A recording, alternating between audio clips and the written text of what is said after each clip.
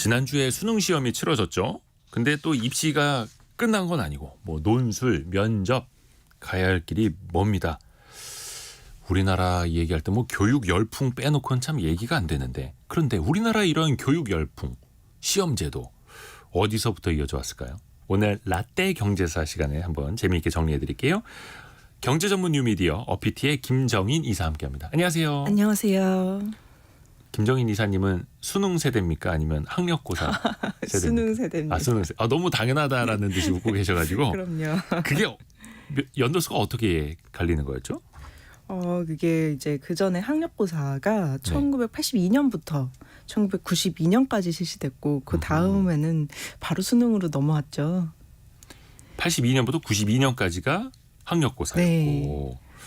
그 과정을 한번 좀 정리해 주시겠어요? 네네. 사실 이제 학력고사 이전에는요, 이제 그 언론을 보니까 그때는 그냥 뭐 대학 예시 이런 식으로 얘기를 했는데, 그러니까 대학별 단독 시험을 봤다가 예비고사, 본고사를 봤다가 요게 좀 왔다 갔다 하다가요. 네. 이제 그 학력고사가 82년도부터 92년도까지 실시가 됐고, 이제 그 학력고사 폐지되고 수능이 도입된 게 93년. 네. 근데 이제 93년에는 이제 그 시험을 이제 2번 치렀고요, 수능도. 94년부터는 지금처럼 한 번만 치르게 되었습니다. 그래서 학력고사에 대해서 조금 더 얘기를 할까요? 네. 그래서 학력고사는 사실 이제 선택 과목이 없었어요. 지금 저희 수능 때는 선택 과목이 좀 있었잖아요. 그렇죠. 네. 그래서 모든 고등학교 과목을 대상으로 해가지고 필기 시험 320점에 체력장 20점까지 해서 체력장 점수도 아주 중요했고요. 체력장까지. 네. 그래서 문, 이과, 의 이외에 남녀 응시 과목이 또 달랐던 적도 있습니다. 전기대학, 후기대학 이제 가끔 이런 맞아요. 말씀 저도 듣는데 대학 전형 이렇게 나눴던 때도 사실 이때입니다. 그래서 짐작이 가시겠지만 학력고사는 정말 이제 문무겸비에 모든 과목을 다 잘해야 해가지고 제 주변에 학력고사 보신 분들은 그래서 좀 자부심이 있으세요. 나는 정말 다 잘한다. 체력장까지. 겸손하게 말씀을 하시지만 그럴 만큼 이제 부담스러운 입시라고 해가지고 입시제도를 개편하면서 필수 과목, 선택 과목 만들고 뭐 체력장 반영 폐지하고 이러면서 그때는 한 과목만 잘해도 대학에 간다. 이제 내지는 갈 수 있어야 한다. 이런 모토를 좀 선택을 했고요. 근데 이제 수능도 거의 30년 운영이 됐잖아요. 그런 만큼 이제 이런저런 평가가 좀 있고 뭐 이게 이런저런 살이 붙어가지고 좀 처음 취지와는 좀 많이 달라진 면이 있는데 도입 당시에는 어쨌든 지금 같은 방향으로 설계된 이유가 좀 있었던 거죠. 근데 수능도 2000년대 들어서 뭐 내신 생기고 수시 생기고 뭐 논술 면접 인적성 검사 생기고 이러면서 다시 좀 뭔가를 많이 겸비해야 하는 느낌으로 가고 있는 것 같은 그런 생각은 듭니다. 역사를 조금 더 거슬러 올라가 볼까요? 우리나라의 이런 입시 경쟁, 어떻게 보면 시험 제도, 어디서부터 우리가 살펴볼 수 있을까요? 근데 이제 시험을 봐서 뭐 합격을 하면은 출세를 한다. 이거는 아주 오래된 말이 있잖아요. 네. 입신양명한다. 그래서 이런 개념이라면 이제 교육계에서는 제가 좀 찾아보니까 조선 시대부터 이미 본격적으로 정착된 사회적 합의라고 생각을 좀 하시더라고요. 그래서 보면은 조선 시대는 1894년에 갑오개혁하면서 이제 과거제도 폐지를 했잖아요. 그때 이제 양반들이 굉장한 충격을 받았다고 출세를 할 수 있는 길이 단번에 이제 사라졌다고 이렇게 생각을 하셨다고 하더라고요. 근데 이제 1887년에 과거에 응시한 사람이 약 16만 명 정도 됐거든요. 16만 명. 네, 근데 그 중에 5명을 뽑는데 급제자를 잠시만요. 16만 명 중에서 5명 뽑는 거였어요? 네네. 근데 합격자가 당일에 발표가 됩니다. 그러니까 사실은 불가능한 일인데 불가능한 일이 됐다는 거는 뭐라 그래야 되나 제대로 안 했다는 거라서 이제 본질은 사라지고 형식만 남은 이 입시. 이때도 입시 뭐 한자는 조금 다르지만 입시라고 했거든요. 이게 이제 폐지가 된 거죠. 그러고 나서 1920년대부터는 이제 그 근대 교육이 실시가 돼서 초등학교 입학 시험이 실시됐는데요. 이제 우리가 아는 입시라는 말은 이때부터 이미 사용이 됐고요. 학력이랑 직업 선택이 그대로 그러니까 그대로 학벌 서열대로 이제 직업 세계로 연결이 됩니다. 이 입시가. 그래서 경쟁이 굉장히 치열해졌고요. 이 끝이 이제 경성제국대학, 지금 서울대 법학대 입학이었는데 여기 입학하기만 하면 당시 이제 조선인이 오를 수 있는 최고의 관직인 군수 자리를 절반은 보장을 받았다. 이런 이야기가 나올 정도였으니까 사실 정말 오래됐다고 봐야 합니다.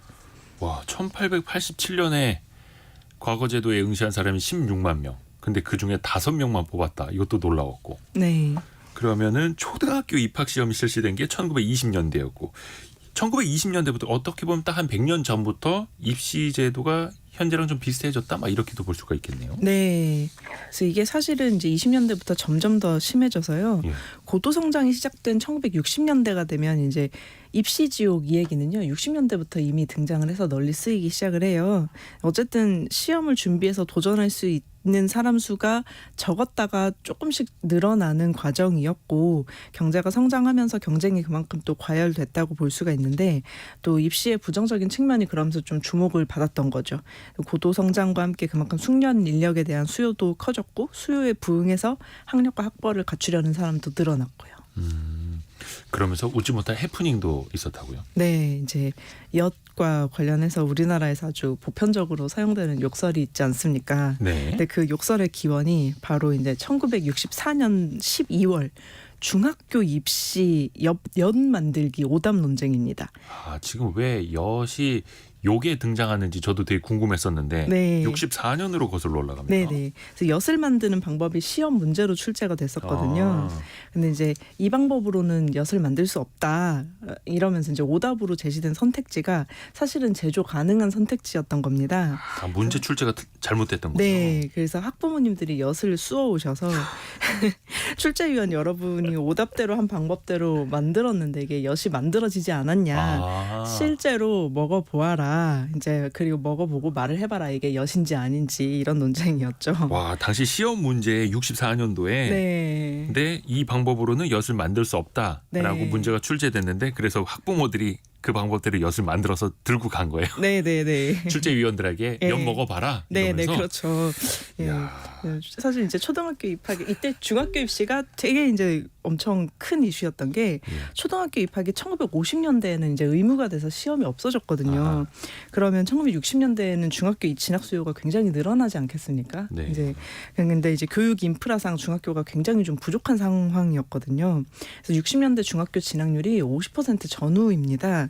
중학교만 나와도 좀 고학력자 이런 얘기를 들을 수 있었던 시절이라서 그런 환경에서 중학교 입시 오답 논쟁 굉장히 좀 전국적인 일이 될 만하죠. 아하, 그랬네요. 그러니까 그때는 중학교 시험에 학부모님들이 그렇게 이제 무게를 둘 수밖에 없었고, 네.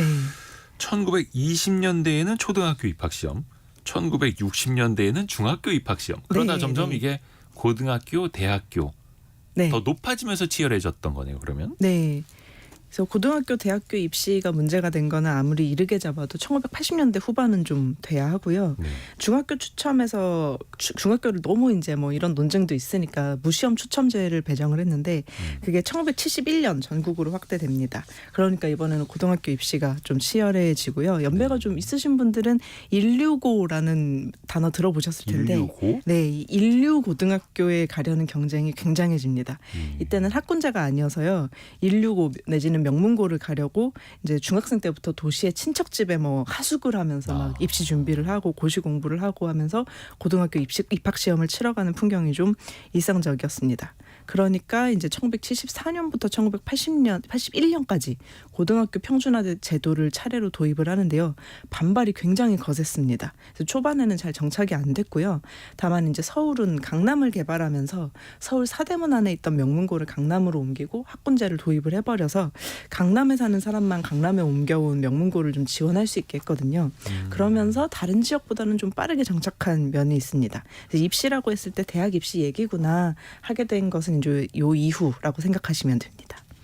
이때부터 어떻게 보면 이제 지역별 뭐 부동산 가격에도 막 이게 반영되기 시작하고, 네. 그게 이제 70년대, 80년대 이야기고, 정부가 슬슬 이 교육열을 좀 잡기 위해서 제동을 거는 것도 시작이 됐죠. 네. 그래서 사실 이제 입시 본격적으로 시작된 1970년대만 해도 이제 근대적인 교육만 따져도 입시의 역사가 이미 50년이 넘게 되잖아요.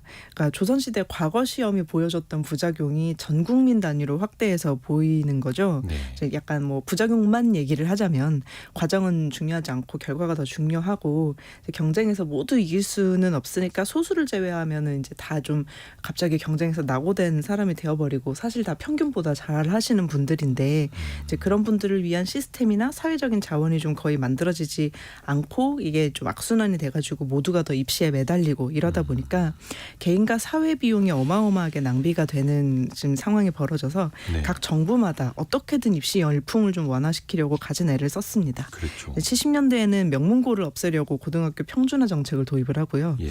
80년대에는 과외를 포함해서 사교육 금지를 좀 시도를 해보고요.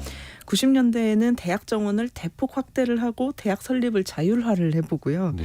2000년대에는 앞서 말한 수시나 내신 영향을 좀 늘려보고요. 하지만 이제 본질적으로 입시에서 해방이 됐다는 이야기는 거의 들려오고 있지 않고 매년 점점 더 심각해진다라는 이야기만 들려오는 거로 보아하니 전문가들 의견을 제가 좀 찾아보니까 이게 교육 정책 안에서만 해결할 수 있는 일은 아니라고들 아니죠. 예. 말씀을 많이 하시더라고요.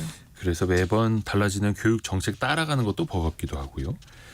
또 하나 요새는 의대가 정말 많은 인기잖아요. 그래서 네. 공부한다는 학생들은 다 이제 재수를 해서라도 의대 가려고 하고 하는데 시대별로 선호하는 학과는 또 어떻게 바뀌었습니까? 사실 이제 보편적으로 봤을 때 그냥 점수 맞춰서 가장 갈 수 있는 높은 대학에 간다라는 게 이제 보편적인 분위기는 이제 예전부터 지금까지 뭐 크게 변한 건 없는 것 같아요. 네. 근데 이제 뭐 약간씩 그 안에서 전통적으로 선호되는 학과 안에서의 어떤 부침은 좀 있는 것 같습니다. 뭐 법대가 있었다가 사라지고 아니면 조금 더 이제 전화기라고 해가지고 전자공학, 화학 공학, 뭐 기계공학 이런 게 하기만 하면 이제 취업이 잘 된다 이러다가 네. 이때는 이제 컴퓨터 공학과는 조금 이제 이 안에서는 별로 안 좋았는데 이제 지금은 굉장히 인기잖아요.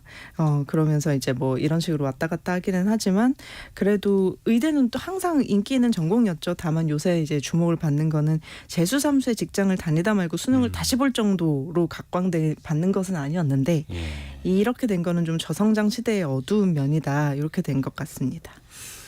그리고 문과와 이과 이 희비가 좀 엇갈리던 시절도 있었죠. 네, 사실 이제 그 대학 진학률이 이렇게까지 높지 않았던 시절이랑 완전히 이제 동등하게 비교를 할 수 없지만 그래도 문과가 좀 각광받던 시절이 있었는데요. 1990년대 전후로 문과보다 높았던 이과 선호도 뭐 이렇게 얘기해도 되는지 모르겠지만 어쨌든 제조업으로 먹고 살던 시절이기 때문에 이과가 좀 수요가 컸는데 네. 이게 좀 꺾이고 문과 선호도가 높아지기 시작합니다.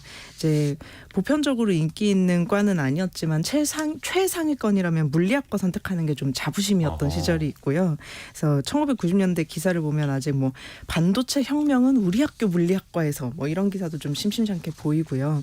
근데 외환 위기 겪고 경제 구조가 좀 바뀌면서 서비스 경제를 키워야 한다 이런 얘기가 나오고 온라인 시대도 좀 본격적으로 도래를 하니까요. 신문방송학과, 경영학과 이런 문과 계열이 1990년대 중후반에서 2000년대 초반 강세를 좀 나타내면서 문과가 좀 뜨죠. 네. 근데 이제 교대 인기도 높고 법대도 좀 버티고 있던 아하. 시절이고요.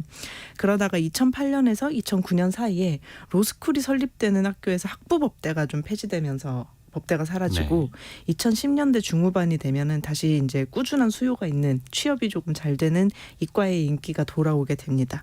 어떤 산업이 요새 뜨느냐, 뭐 어떤 산업이 일자리 수요가 많고 처우를 잘 해주느냐, 뭐 여기에 따라서 입시 트렌드도 좀 변하는데요. 이게 산업의 변화가 자주 있는 일은 아니어서요. 다만 이제 변하는 시점이 되면 굉장히 빨리 변하죠. 그래서 미리 대비하기가 좀 어려운 지점이 있습니다. 그래서 너무 뾰족하게 짚어내기보다는 광범위하게 실용적이거나 아니면 정말로 좋아하는 전공을 선택하는 편이 저는 좀 후회가 적은 선택 아닐까 이런 생각을 좀 하게 되더라고요. 이번에는. 시대 흐름도 같이 봐야겠고요. 네. 자, 어피티의 김정인 이사 함께했습니다. 고맙습니다. 라디오 정보센터 다녀옵니다.